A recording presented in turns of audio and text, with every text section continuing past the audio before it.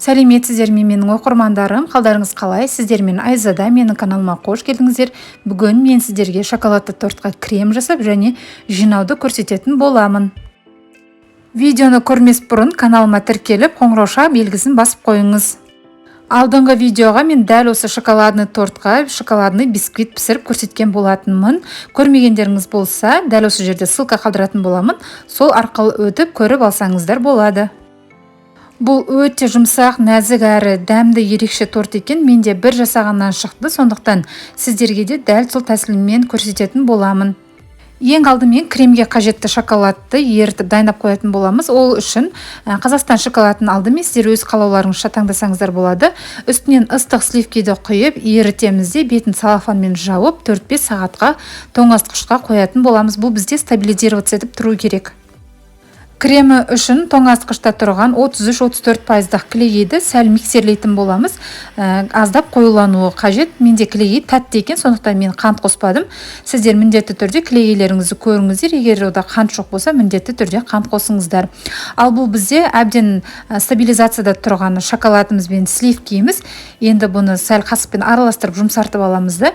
Осы клейгейіміздің үстінен салып, жақсылап қоюланғанша, өзінің формасын ұстап тұратындай болғанша миксерлейтін боламыз. Кремнің құрамында шоколад болғандықтан, шоколад білесіздер бізде майлы, бұл крем торттың арасына жаққанға да және бетін қаптағанға да жарайтын крем. Жақсылап өзінің формасын ұстайтындай болғанша араластырдық. Енді лопатканың көмегімен сәл тағы да артық ауасын шығарып араластырып алыңыздар. Одан кейін 2-3 қасық бір ыдысқа салып қоя тұрыңыздар. Бұл торттың сыртын қаптағанға, яғни шет-шетіне жаққанға қажет болады. Ал енді тортымызды жинауға кірісеміз. Ол үшін мен кальцоны қолдандым. Сіздерде кальцо болмаса, былай да жинай берсеңіздер болады. Кальцоның ішінен ацетатный пленканы саламыз, немесе мен сияқты қатты целлофанды қолдансаңыздар да болады. Кальцоны жақсылап тартып, енді ортасына кремнің жарты бөлігін саламыз. Қалған бөлігі екінші коржға қалдырамыз. Кремді салып барынша тегістедік. Енді оның үстіне екінші коржды саламыз. Бұл жерде көріп тұрғаныздар, мен пропитка ештеңке қолданып жатқан жоқпын. Өйткені торт онсыз да дәмді, пропитаны болып шығады.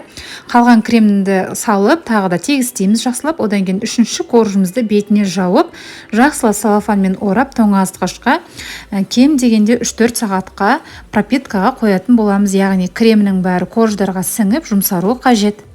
Достар, менің арнамнан басқа да көптеген торттардың, десерттердің рецепттерін таба аласыздар. Ол үшін каналыма өтіп, өздеріңіз көріп шықсаңыздар болады.